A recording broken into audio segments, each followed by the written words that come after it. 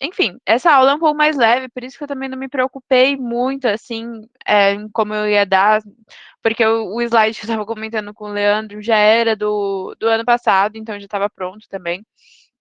E a gente vai falar do governo Dutra, né? Eu dei uma introduzida na nossa aula passada. É, falei como que ele ganhou, eu vou refalar aqui, porque eu passei bem rápido na aula passada. E a gente vai passar pelo governo Vargas, né? Que eu já falei algumas vezes para vocês que, mesmo ele tendo instaurado uma ditadura no Brasil e tudo, ele vai sair da ditadura. Inclusive, eu estava estudando só a título de curiosidade, no período que ele sai, assim, que os militares fazem ele sair, porque, né, já acabou o Estado Novo, já marcamos novas eleições, e aí o período que rola as eleições, a gente tem um presidente no Brasil, acho que ninguém nunca vai lembrar dele, nem eu tinha lembrado dele, que é um cara chamado José Linhares. Ele fica nesse período durante as eleições que estão acontecendo entre o Brigadeiro Gomes e o Dutra. Mas enfim, é só isso, assim, ele só fica, sei lá, acho que uns 3 meses. Mas é só esse período mesmo. E é título de curiosidade, porque nunca na minha vida eu vi algum vestibular citar o nome deste homem. Ok? Então, beleza, eu falei do discurso que o Vargas vai fazer em homenagem ao Dutra. Ele é bem misterioso, assim, como a gente leu aquela questão na aula passada, né? Que fica naquela questão de, ai, Vargas quer ficar, quer sair, porque ele tem aquela duração, permanência do governo dele, mas logo depois que ele sai, ele vai para São Borja, fica um pouco mais caseiro. São Borja é onde ele nasceu, lá no Rio Grande do Sul. Então ele fica lá, ele fica na fazenda dele, inclusive. Ele não se posiciona, não, sabe, não é alguém que sai e já tá lá falando que não sei o que, a gente tem que fazer isso e aquilo, articulando novas coisas. Não. Ele pega e ele fica muito quieto, assim, ninguém sabe o que ele estava pensando de fato. E aí, né, vai rolar a eleição Dutra com aquela aliança que eu comentei com vocês, PSD, né? PSD é o partido em que eles são. Então, Dutra, que eu falei, o JK também vai ser eleito no PSD. Eles são do PSD, mas é numa aliança junto ao PTB, né? Que é o Partido dos Trabalhadores do Brasil. Né, não PT aqui no agora. A maior parte da reorganização dos partidos, se eu não me engano, surge depois da ditadura. Mas enfim. Aí essa aliança vai constar a vitória de vários presidentes mesmo, vai ser uma aliança muito popular nesse período assim do Brasil, antes da ditadura militar e depois da ditadura de Vargas. E enfim, ele vai se candidatar. O Dutra ele tinha um problema de esqueci a palavra, fonoaudiologia, que ele falava tudo com xixi. Ele não era muito agradável, assim, ele era baixinho e tal. Não tinha, assim, em termos de imagem, o que a gente chamaria de um presidente, enquanto o Brigadeiro Gomes já, né, novão, solteiro, forte, alto e não sei o quê. Então ele imageticamente agradava mais. Enfim, por várias. Ele era da UDN, né? Eu falei que era um partido bem conservador, bem de direita, que era liderado pelo Carlos Lacerda, que mais uma vez vou relembrar, Carlos Lacerda, em sua juventude, era comunista, ou pelo menos era assim, braço direito do Luiz Carlos Prestes. Ninguém sabe o que aconteceu naquele meio, assim, em que quando o Vargas começa a colocar na ilegalidade, prende o Luiz Carlos Prestes, então tem uma enfraquecida do comunismo no Brasil mesmo. Ninguém sabe direito o que acontece com ele, que depois que ele volta, assim, ele já volta como oposição muito forte do Vargas, mas uma oposição de direita já, conservador e tudo, é onde ele funda o jornal dele, acho que é Tribuna da Imprensa, se eu não me engano, mas é um jornal, assim, simplesmente para falar as opiniões dele, e logo após ele surge com a UDN, ele funda o partido da União Democrática Nacional, se eu não me engano. Enfim, aí vai ficar esse balanço frequentemente mesmo entre PSD e PTB e UDN, e frequentemente o PSD. Acho que todas as vezes, na verdade, a UDN perde. Mas, enfim, o Brigadeiro Gomes vai perder, como eu falei, vai ter aquele rolê da marmita. Vão falar, ele estava falando mal, ele falou malta de desocupados, que era quem apoiava o Vargas. O jornalista que estava falando com ele vai criar fake news e vai falar que chamou esses caras de marmiteiros. E ainda para rebater, ele rebate falando que ele nem sabia o que era marmiteiro e muito menos marmita, né? O que já mostra que a pessoa não tinha noção nenhuma de quase nada da vida. Então, enfim, isso vai dar um up, né, para a candidatura do Dutra, e não já esse cunho negativo que já deu pro cara. O Vargas, logo no final, acho que vai ser lá para novembro, eu acho que é 24 de novembro, mas enfim, bem no final da eleição, ele já faz um discurso se posicionando a favor do Dutra, né? Que é essa frase que eu coloquei aí, que ele falou, eu falei que não é uma posição 100% PSD, mas ele fala que ele merece os nossos sufrágios, ele merece os nossos votos, e a gente, e mesmo assim, eu vou estar do lado do povo contra o presidente, se as coisas que ele não prometer, se as coisas que ele não está, enfim, tentando aplicar, não forem cumpridas de fato. Então é isso. Isso vai acarretar na eleição do Dutra mesmo, de fato.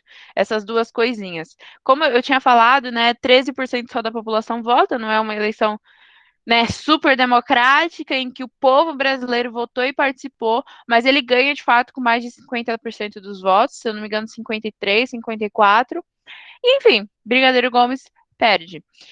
E aí a gente já vem para 1946, com, né, a gente tinha que formar uma nova carta constitucional, afinal a que a gente tinha era uma constituição ditatorial, que sei lá, como eu falei, foca, acaba com o legislativo, anexa ao judiciário, então assim, totalmente antidemocrática, totalmente realmente ultrapassada, tinha que ser, né, renovada, tinha que outra constituição ser promulgada, né? Tem outro modelo de constituição que é a outorgada.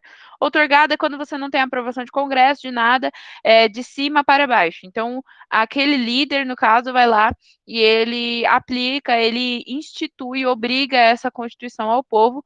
E, no caso, a Constituição promulgada era para ser a ideia, uma Constituição de baixo para cima, em que o povo, né, no caso, o parlamento, cria a Constituição e aí ela é aprovada e aí, né, agora vale para todos, inclusive o topo. Mas como eu falei, tem Constituição na ditadura que é promulgada, então por ser aprovada pelos deputados tem algumas coisinhas. Mas é só para prestar atenção, nada muito pá. Enfim, a gente vê uma Constituição que vai formar, vai optar por um formato liberal-democrático. Inclusive, esse período assim que Dutra vai governar vai ser muito marcante internacionalmente, em termos externos. Porque, enfim, boom da Guerra Fria, então já surge agora, né? Agora os Estados Unidos e a União Soviética já tinham ganhado a guerra, e agora eles queriam rivalizar, né? Ver qual era o melhor país e, consequentemente, qual era o melhor modelo, então, a ser aplicado, né? Com a União Soviética sendo um país socialista, né? Então, caminho do comunismo, e os Estados Unidos como uma nação ultraliberal e tudo. Então, eles vão ficar nessa competição e é algo muito forte, porque eles vão envolver outros países, os Estados Unidos, vocês sabem. É, as intervenções na América Latina, assim, são surreais. Eu vou falar isso na aula da América Latina no século XX. Então, assim, é um intervencionismo, um imperialismo muito forte e intenso, assim, dos Estados Unidos aqui nessa época. E cada país, né, vai ter essa demanda, essa obrigação de se posicionar de cada lado. Então, ou era um ou era outro, e é isso. Umas coisas, por exemplo, é que em 1947 tem a independência da Índia, em 1948 tem a criação do Estado de Israel, que é a criação daquele, né, pegar a Palestina, simplesmente decidir que vai tirar um território de lá e vai colocar outro país lá do nada, que também pode ser interessante de vocês saberem, né, já que agora está em alta e pode cair em vestibular como uma questão de atualidades, mas enfim, vocês vão ver em geografia. 1940, em 1950, então já no final do governo do Dutra, ainda tem a Guerra das Coreias, que os Estados Unidos vai tentar fazer com que o Brasil se envolva. Em 1950 também tem o lançamento do Segundo Sexo, que é um livro da Simone de Beauvoir que fala, né, é uma nova onda feminista já sendo discutida. Então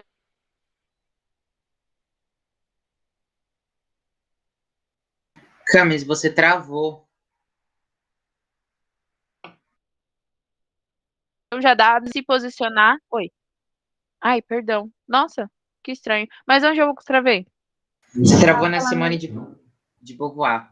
Ah, da Simone de Beauvoir, não falei muita coisa depois. O que eu tava falando mesmo é que ela lança esse segundo sexo, né, que já é o surgimento de uma nova onda feminista, assim, na filosofia, e enfim, todos os contextos sociais que existem na época. Então isso já dá, né, uma questão de discutir mesmo sobre feminismo e todo esse rolê. E aí, voltando para a Constituição, ela já opta por um formato liberal democrático, então você já vê Dutra, principalmente, se posicionando e se alinhando aos Estados Unidos, mas, né, em alguns pontos ele permanecia, eu tenho que relembrá-los que Dutra era meio que um pró-Vargas, ele vai ser ministro algumas vezes do Vargas mesmo, e assim, dava continuidade a um certo modelo corporativista do Estado Novo, né? Então, eu vou citar, assim, o limitado, primeiro, porque a gente perpetua os mesmos grupos no poder, não tem uma renovação, um tipo de reforma, assim, que vai mudar algo integralmente. Exclusão do direito de voto dos analfabetos, novamente, então, né, como eu falei na última aula, eu disse que o primeiro reinado ele tem esse detalhe assim de não ter feito isso e exclui do sufrágio a maior parte da população. Restrição ao direito de greve, então é uma permanência da ditadura e da Constituição Estado-novista. Novamente, o direito de greve não é garantido pela Constituição. Não incorporação dos trabalhadores do campo à legislação trabalhista, então, mais uma vez, permanecimento dessa questão aí de não incluir os trabalhadores do campo. E eles impediram, né, a investigação dos crimes do Estado Novo. Então, qualquer coisa que aconteceu, toda aquela tortura, todos aqueles assassinatos que aconteceram, não seriam investigados, não seriam concluídos. As pessoas que foram torturadas, que desapareceram, que, enfim, foram mortas, elas continuam até hoje em segredo. Organização dos trabalhadores. Então, a gente tem um certo avanço. Ou assim, pelo menos algo que demandou pelo menos a organização, a preparação dos trabalhadores. Não suprimiu o imposto sindical, que é um imposto obrigatório, se eu não me engano, o Dutra ele não era, ele é general Dutra, na verdade. Mas, enfim, não é uma pessoa assim que, como eu falo dos militares, que fica assim, vou defender a causa militar, como o Brigadeiro Gomes, por exemplo. Ele mais estava já envolvido com a política muito mais do que com o militarismo em si, ok? Mas ele era general. Ele vai estabelecer, né, a ideia do sindicato como órgão de colaboração com o Estado. Então, novamente, esse rolê corporativista mesmo que eu estava falando, do Estado estar envolvido nessas questões trabalhistas e principalmente nas questões do sindicato, podendo, por exemplo, conter revoluções, discussões, enfim, manifestações que esses sindicatos teriam. Princípio de unidade sindical foi mantido, assim como o poder do Estado para intervir na unidade sindical. Então, a unidade sindical é você ter sindicatos garantidos, não criar milhares de uma profissão, e ainda assim tinha a garantia de que esse sindicato deveria existir, mas ainda assim existia um poder de interferir nessa unidade sindical. E redemocratização, que eu deixei por último, mas estava lá no topo, repôs a exigência da democracia, então, né, está interpondo, está garantindo a democracia nessa nova Constituição, dos exercícios dos direitos políticos, como condições incontornáveis, então, super necessárias, não podem ser contornadas, não podem ser evitadas, enfim, para a vida pública brasileira, ok? Essa é a Constituição de 1946. A princípio, inclusive, os comunistas, né, desde a anistia lá do fim do Estado Novo, já estão na legalidade. E aqui, por enquanto, nessa Constituição não tem alguma lei, qualquer coisa assim que defina de fato que eles seriam ilegais. Então, por enquanto, eles estão na legalidade, eles existem, eles podem se reorganizar novamente. Agora vamos falar do que eu não citei na aula passada. Política externa. Eu estava explicando que a gente está num contexto de Guerra Fria. E esse é um contexto muito importante. Assim, qualquer coisa que vocês vão estudar em qualquer país, em qualquer questão histórica, geográfica, vai ser influenciada pela Guerra Fria fortemente, assim, de forma muito intensa. Então, o Brasil também tem a sua influência. O Dutra ele vai se alinhar totalmente aos Estados Unidos, assim, isso é fato. É, chegando ao ponto assim de romper qualquer relação que eles tivessem ou tinham com a União Soviética, e eles vão se alinhar à doutrina Truman, como eu falei, os Estados Unidos é cheio de políticas, doutrinas que querem aplicar, que ele não é só uma política dentro dos Estados Unidos, é uma política para a América Latina. Então, a doutrina Truman, não só a América Latina, porque aqui está muito forte, porque é do lado, né? E é como se fosse os Estados Unidos fosse o próprio dono. Tipo, Cuba, assim, a Revolução Cubana é tipo uma traição para os Estados Unidos, porque era um país que estava do lado, entendeu? Em teoria era para eles conseguirem controlar. Mas é pela Europa, pela Ásia inteira, inclusive na Guerra das Coreias eles estavam envolvidos, no Vietnã, enfim. Vocês vão ver isso mais detalhadamente. Mas então, essa doutrina Truman nada mais é do que um anticomunismo extremo, assim, surreal, né? Aquele rolê dos delírios comunistas e não sei o quê. Tanto que, em 1947, então um ano depois, o Brasil vai caçar o registro do PCB, novamente, sob dupla alegação. Eles seriam uma seção internacional comunista e teriam atuação antidemocrática. Porque, enfim, o Luiz Carlos Prestes, ele estava meio que dando uns papos lá, né, fazendo umas palestras, que não sei o quê, e vai chegar uma hora, né, que vão perguntar alguma coisa, tipo, eles tinham contato com a União Soviética, isso é fato. Vão perguntar, putz, mas se a União Soviética invadisse o Brasil, tipo, tentasse, sei lá, fazer algo aqui no Brasil, tornar o Brasil comunista. E ele falou, cara, a União Soviética, como nossos colegas, né, mesmo interesse que nós, a gente não ia se opor, talvez a gente iria até se aliar. Nisso foi o suficiente. Essa fala dele já é ameaça à segurança nacional. Aí, como vocês viram, atuação antidemocrática, sessão da Internacional Comunista, e é isso. Agora a PCB está na ilegalidade novamente. Então, o período que eles tiveram, sei lá, em 45, anistia, estavam livres, 46, ok, 47 já está de novo na ilegalidade. Política econômica imprudente nas medidas balizadas pelo liberalismo, então vai ter uma influência, um alinhamento com o liberalismo, né, principalmente estadunidense, muito forte. Então a gente vai até receber um investimento mesmo nos Estados Unidos. E enfim, na tentativa de conter a inflação que estava sendo gerada nos últimos anos de guerra, né? Porque, como eu falei, guerra, ainda mais uma guerra mundial, gasta e tem influência na economia, não tem o que fazer. O governo vai liberar as importações indiscriminadamente, subsidiando elas através do câmbio desvalorizado. Então, o câmbio estava desvalorizado, eles estavam recebendo uma graninha dos Estados Unidos, e ele vai, né, ver essa grana e ele vai falar: putz, o que irei fazer com essa grana? Ele vai comprar coisas. E são coisas extremamente supérfluas. Então, ele não vai investir de fato, ai, vamos fazer importação de tal coisa que o Brasil está precisando para vender muito. Não. Ele vai trazer para cá muitas coisas não inúteis, mas que não são, a priori, a maior parte da necessidade do brasileiro. Então, por exemplo, TV. Vão trazer muita TV aqui para o Brasil. Só que não é assim, cara, se você está na sua casa né, a gente já sabe que a condição econômica do Brasil ao longo do ano não é focada no trabalhador de forma alguma, você já vai saber que a prioridade dele não é assim ter uma TV, é sei lá, ter comida na mesa, qualquer outra coisa, mas no caso, TV, infelizmente, fica por último mesmo. Então ele vai importar várias dessas coisas supérfluas, né? Liberando importações indiscriminadamente, então pode trazer qualquer coisa por qualquer custo, subsidiando elas através desse câmbio, dessa moeda desvalorizada na época. Só que assim, ele vai gastar até a reserva que tinha aqui no Brasil, não é algo muito grave, mas ele vai gastar até a reserva com isso, e não vai dar bom, a ponto assim que a inflação vai desacelerar as custas do esgotamento dessas reservas cambiais.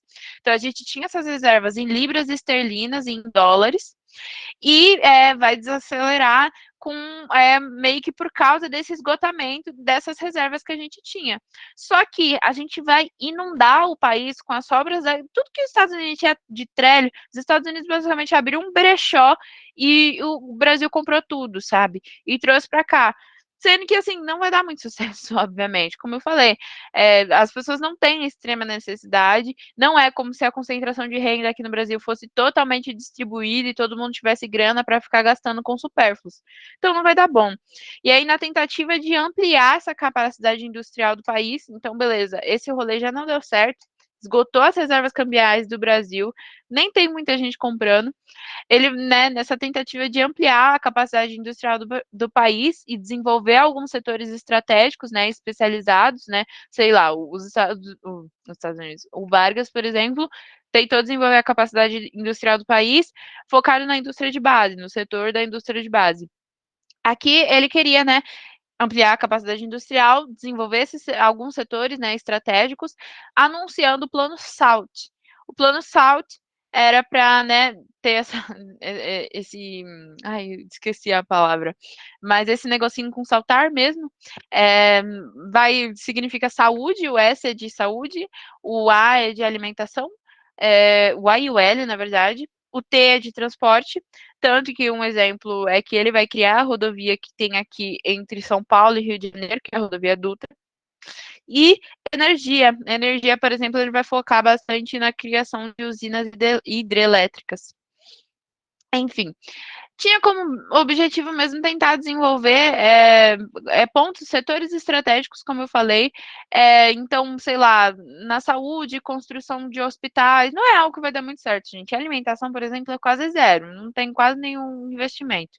Saúde tem a construção de 2 hospitais, transportes tem essa construção da rodovia, energia tem a usina hidrelétrica, mas nada muito assim gigantesco que vai dar certo, porque justamente vai ser um grande fracasso. Era para tentar aumentar a capacidade industrial do país, estimular que as indústrias construíssem essas coisas, só que não vai dar certo, assim, não vai avançar muito, e boa parte das ideias desse plano SALT nem saíram do papel.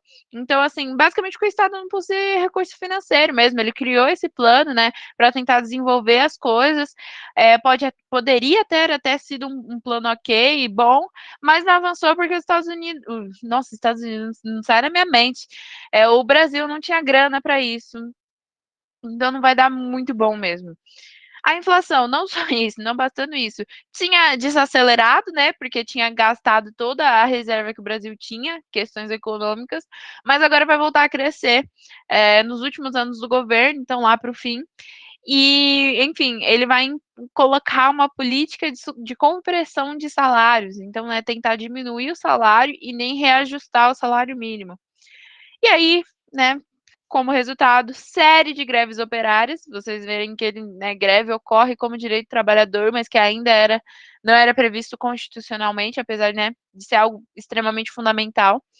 E o Dutra reprime duramente os sindicatos, né? Porque aí vocês veem, por exemplo, no Vargas parecia ser tudo uau, que incrível, mas justamente existe por isso, porque, por exemplo, essas greves operárias, vocês acham que estavam sendo organizadas, lideradas por quem? Pelos sindicatos.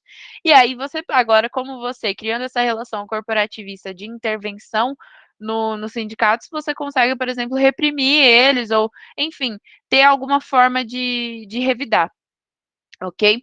Então, essas são as coisas. Política externa, né? Guerra Fria, a gente se alia aos Estados Unidos e corta todas as relações com a União Soviética. Política econômica, início assim do governo Dutra, marcado por esse gasto das nossas reservas com supérfluos. E aí, mais por meio plano SALT, que também não vai dar muito certo, porque a gente não tinha grana para pagar as coisas que tinham que ser feitas. Por consequência, a inflação começa a crescer muito nos últimos anos, e aí a gente tem uma série de greves operárias e o Dutra, né, reprime. Esse é basicamente o governo Dutra. É marcado por isso, não tem, assim, eu sei que a gente é acostumado de, impeachment, golpe, que não sei o quê, não é nada, ele vai ter um governo meio ruim, não vai dar muito bom, assim. Ele, quando sai, ele vai apoiar outra pessoa, que não Vargas, porque agora Vargas, né, como vocês já viram, vai se candidatar. Ele vai apoiar outra pessoa, se eu não me engano, que era do PSD, e do outro lado vai ter outra pessoa assim da UDN se candidatando. Se eu não me engano, era o Brigadeiro Gomes novamente tentando mais uma vez se eleger. E enfim, né? Vargas vai ganhar. O que acontece é que ele vai fazer mistério novamente. Ninguém sabia se nessa segunda eleição agora de um governo de um Brasil democrático, Vargas ia se candidatar de fato para ser presidente. É, vai ficar num bom mistério até que acho que assim uns 2 meses, sei lá, eu não sei exatamente, mas eu sei que não é algo assim também muito declarado, muito articulado publicamente. Ele vai chegar e ele vai se candidatar.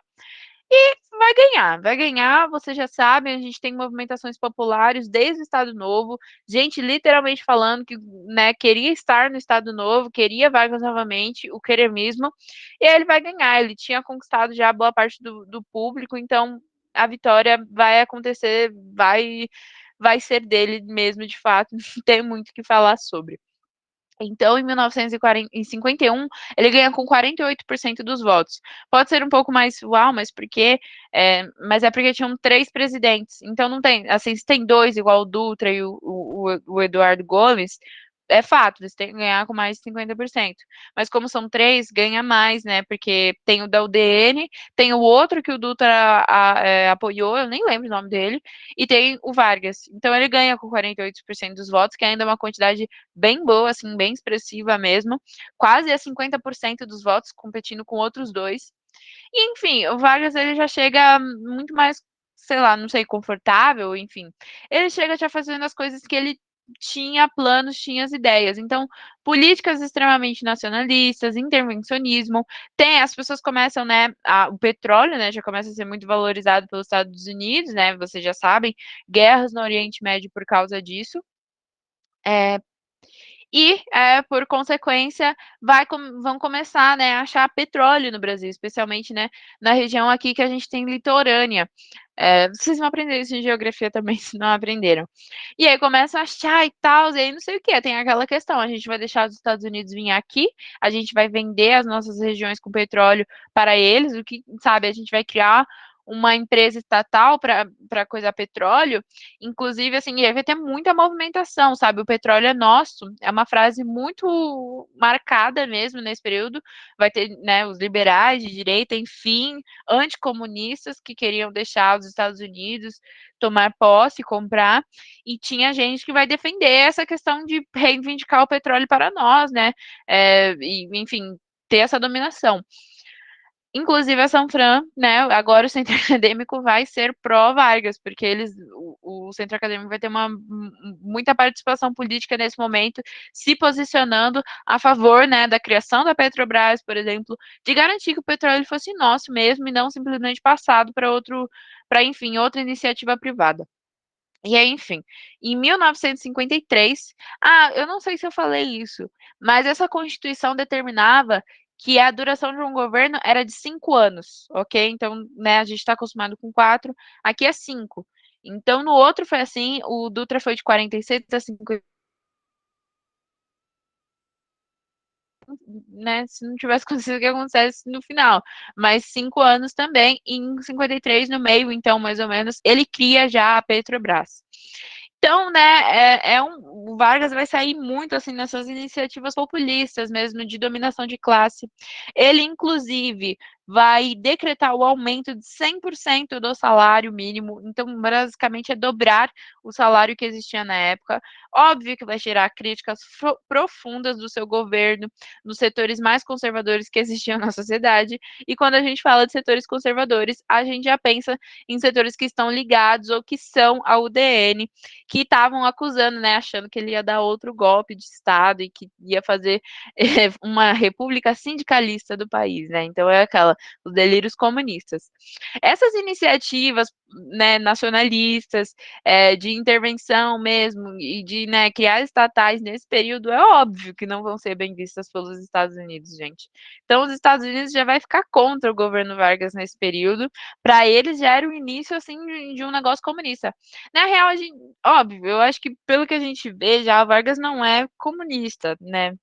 Mas a questão é que naquele momento os Estados Unidos não poderia ter um país no meio do muro, assim, ou até pendendo um pouco mais para o socialismo, porque aí já ia significar que eles perderam, ou pior, que eles estavam próximos de um golpe comunista.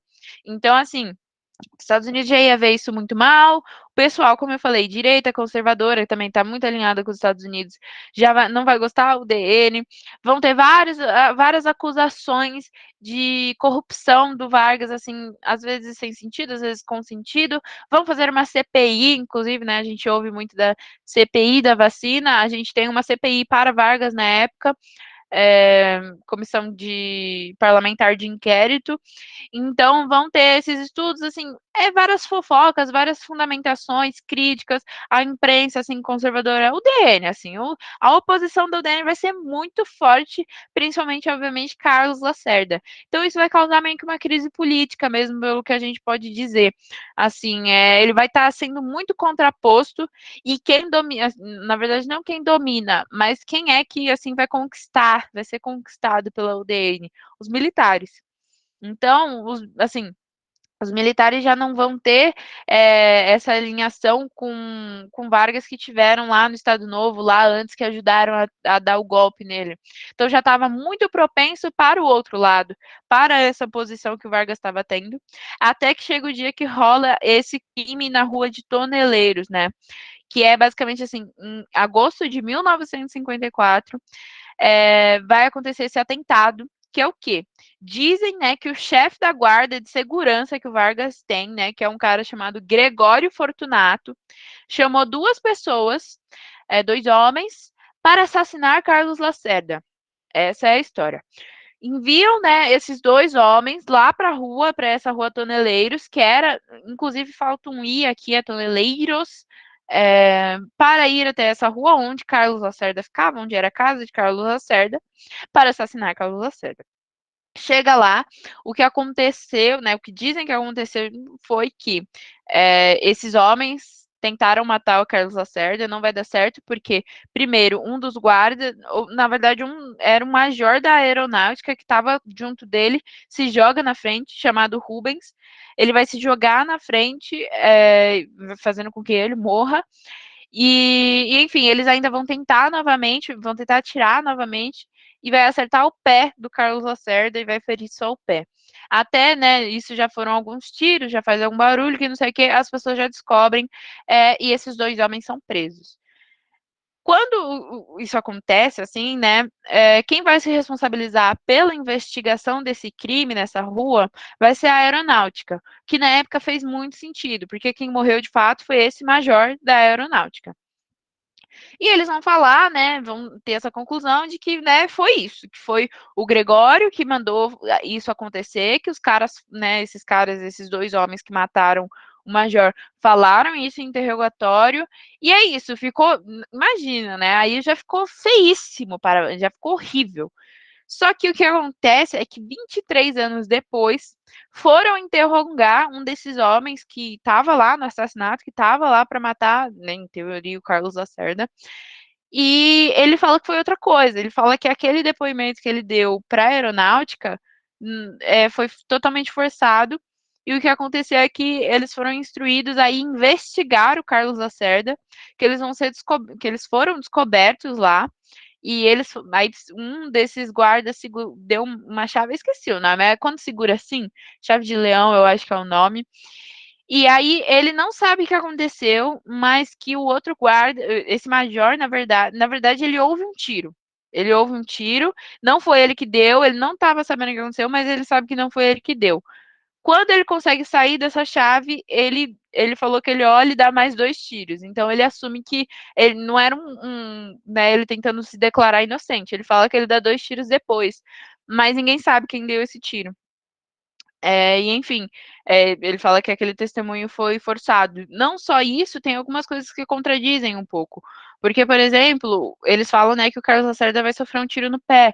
Mas quando ele sai, as fotos que são registradas, ele está engessado. E ninguém que toma tiro é engessado. Não é uma fratura, você não está quebrando um osso. Você, né, engessado não é algo que acontece, assim. Não só isso, o Carlos Lacerda se recusa a disponibilizar a arma que ele tinha, por exemplo. Ninguém sabe por quê, né? Mas seria porque foi a arma dele que foi usada para atirar no major? Enfim, ninguém sabe direito. O que acontece é que esse major vai morrer e, né, vocês já sabem, né? É um assassinato. Vargas já vai ficar muito feio. Os militares já vão se unir, não só o pessoal da aeronáutica, mas os brigadeiros também, enfim.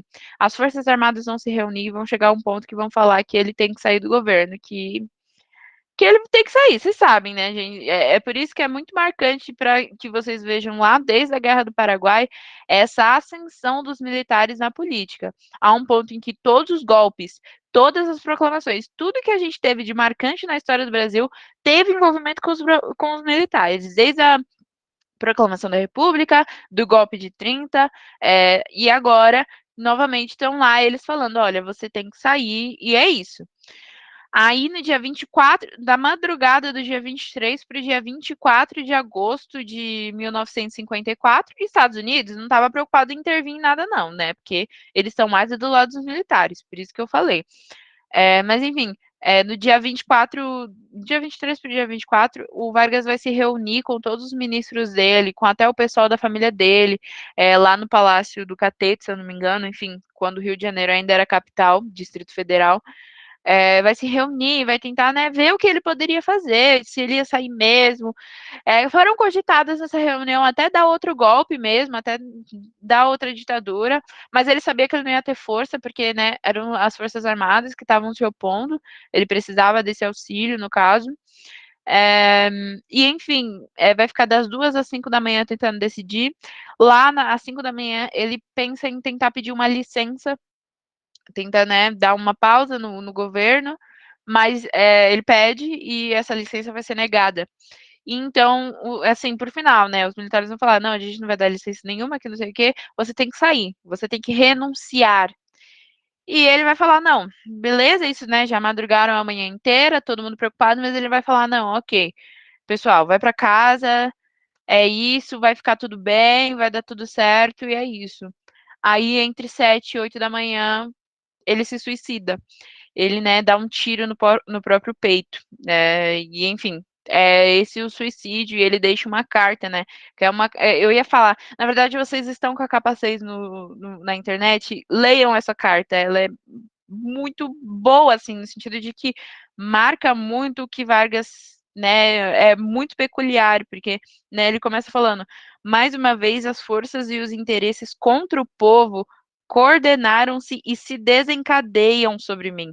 Não me acusam, insultam, não me combatem, caluniam, não me dão direito de defesa. Precisam sufocar a minha voz e impedir a minha ação, para que eu não continue a defender, como sempre defendi, o povo e principalmente os humildes. Enfim, aí tem uma carta inteira gigantemente, assim, não é gigante, na verdade, gente, é muito curta, assim, é esse espaço azul e esse espaço, mas é muito bom que vocês leiam, é bem interessante. E no final ainda ele fala: serenamente dou o primeiro passo no caminho da eternidade e saio da vida para entrar na história, né? Então é uma frase muito marcante, assim. E assim, né, sinceramente, se inspirou na facada, talvez, mas ai, tomara que seja apagado da história esse mico que foi o Bolsonaro. Vargas, assim, realmente marcou muito, assim, e aí vai rolar essas imagens que eu deixei aqui. É, nossa, como ele não é que ele fez certo em suicidar, né, gente? Mas que ele saiu da vida para entrar na história, ele saiu, porque ninguém, assim, pelo menos as pessoas que estavam aqui, ninguém vai garantir que Vargas seja esquecido ou marcado pela história brasileira. Muita gente vai se reunir, como vocês estão vendo, milhões de pessoas. Isso daqui é o avião do túmulo dele, do coisa dele, do corpo dele, que foi enviado para o Rio Grande do Sul, né? Que ele queria ser enterrado lá. É a família dele, tudo, enfim. Aí todo mundo atrás, ó, o avião voando, enfim, pessoas foram na rua. Carlos Lacerda teve que se esconder. O jornal dele foi extremamente atacado, atacaram o Globo também, enfim, acabaram assim. A embaixada dos Estados Unidos lá no Rio Grande do Sul foi não demolida, assim, mas atacaram tanto que acabou e ficou um tempo sem embaixada dos Estados Unidos no Rio Grande do Sul. Enfim, mobilizou muita gente mesmo, e realmente foi isso que aconteceu, foi extremamente marcante. Beleza? Eu não sei, galera. Se eu passo para vocês, eu vou olhar aqui meu calendário, peraí. Aqui é o próximo tema que a gente falaria é de JK, mas eu não sei se dá muito tempo. E eu acho que a gente se adiantaria sem necessidade. Mas eu tenho umas questões para resolver no final da coisa. Vocês preferem questões? Ah, Camis, pra mim tanto faz. Não sei, você me fala. Você fala aí. Eu jogo pra você, eu jogo pra você. Não, eu acho que, sei lá, semana que vem é É quinta. porque, ó, por exemplo, no capa, eu acho que provavelmente o Juscelino Kubitschek vai ser no capa 7. Exatamente, é a próxima aula, não tem mais nada. Então vamos deixar para a próxima aula, que aí a gente tem uma aula de JK e deixa eu ver. E Django. Não, JK e Jânio Quadros. A gente junta os dois e é isso. Aí depois. Não, beleza, dá sim. Vamos ficar para JK só para a próxima aula. Então, vocês vão ver spoilers aqui, mas vai ficar tudo para a próxima aula. Aí é para a gente resolver essas questões, já que a gente tem alguns minutinhos. Essa é da UFF, né, Federal Fluminense, de 2011. Visto que, de fato, a Constituição de 1946 estabeleceu normas e medidas para a instalação de uma estrutura democrática no país, dando ensejo a uma abertura do processo político nos 18 anos subsequentes, ao observador mais descuidado, a redemocratização pode parecer mais radical do que na realidade foi. Então é aquele rolê, né, das pessoas acharem que está sendo ultra democrático e não sei o quê, quando na verdade tem algumas coisinhas ali além de não sei o quê. Então, mas enfim, né? Vamos falar sobre ela. Com base nas informações contidas no texto, é possível afirmar que. Peraí. A. A redemocratização iniciada em 1945 perdeu a sua radicalidade por ter sido apenas um ritual político, vazio de efetivos partidos.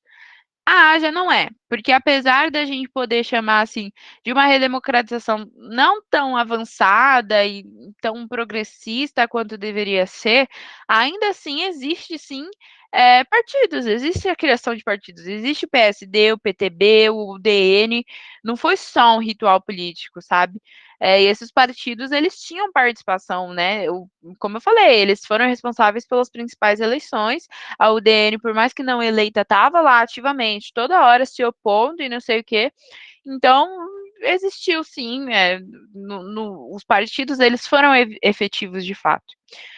B. A redemocratização de 1945 só pôde existir em função da criação de 3 novos grandes partidos políticos, totalmente independentes de vínculos com o Estado Novo. Isso já é mentira, né? Que eu falei, que a fundamentação, a criação do PSD tem tudo a ver com Vargas, e Vargas é Estado Novo.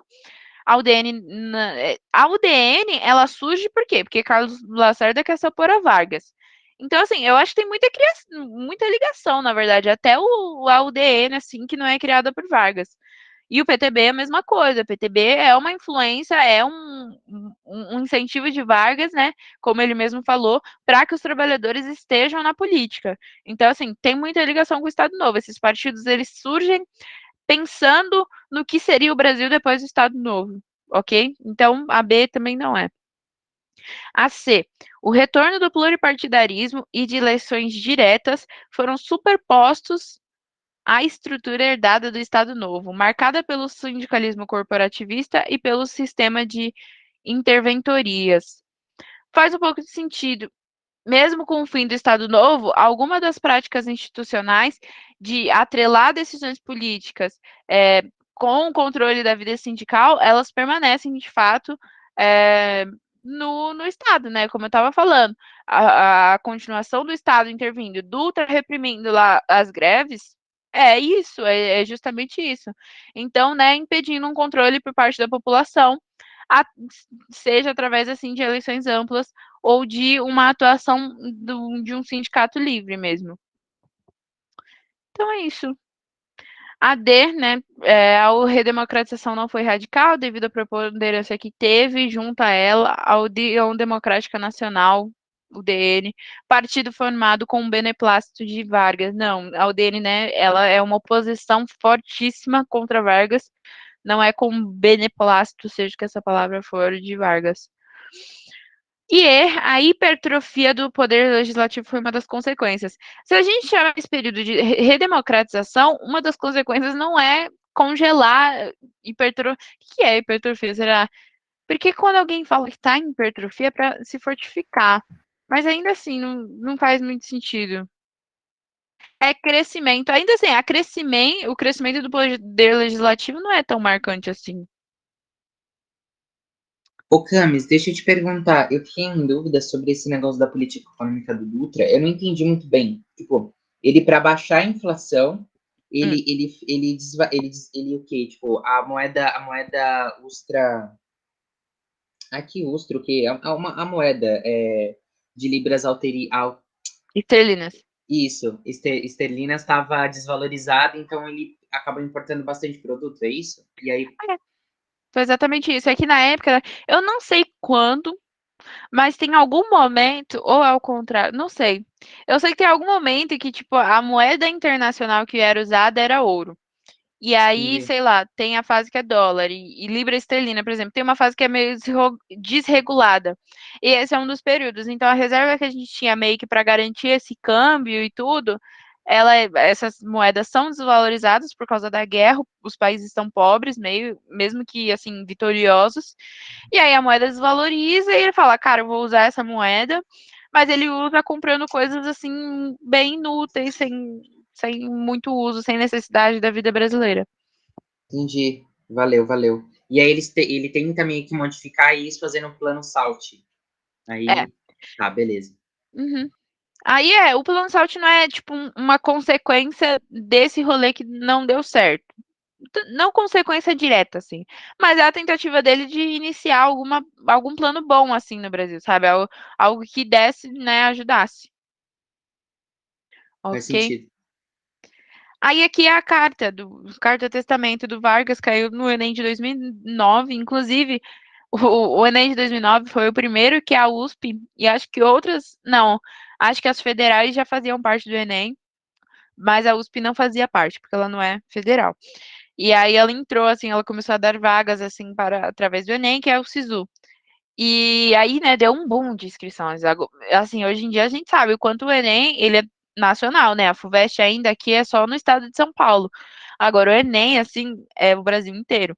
Então, assim, o Enem, ele é marcado como um grande vestibular agora, a partir de 2009. Ele existia antes, mas, assim, era um pouco menor. E aí, nesse primeiro ano, o Enem foi vazado. Acho que foi a primeira e única vez que o Enem vazou, assim. E, enfim, foi a maior bafafá, né? Porque vazou e aí eles tiveram que fazer outro. Mas, Nossa, enfim. eu queria estar no tempo de vestibular em 2009. Eu não sei o que que eu ia achar, assim. Eu acho que eles fizeram outro. É, né? Porque, tipo, no Enem, até hoje tem esse rolê de ter outros tipos de questões, assim. As pessoas enviam algumas, os professores que são eleitos para fazer questões do Enem. E aí alguém escolhe umas, mas aí tem outras reservas, assim, caso aquela não dê certo, enfim. Mas enfim, né? Sigo o destino que me é imposto depois de decênios de domínio, expoliação dos grupos econômicos e financeiros internacionais, fiz-me chefe de uma revolução e venci.